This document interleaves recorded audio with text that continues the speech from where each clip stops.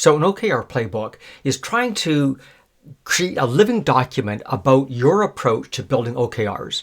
It's important that this is a living document because as you use OKRs, you're going to constantly modify what you develop. Now, the key results, what we're looking for is an agreement on what are the design standards and the configuration, what's your terminology, what is your approach to OKRs, number of objectives, how we set targets, and so on. We want you to document the processes that we use for creating them, managing with them, quarterly refreshes, etc. And this should be a starting point for other things like training materials.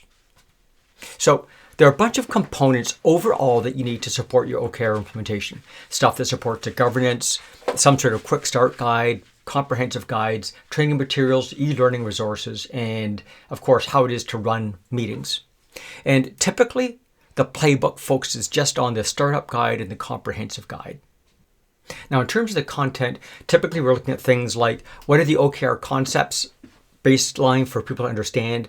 What are your personal design decisions about how you want to build them in your organization?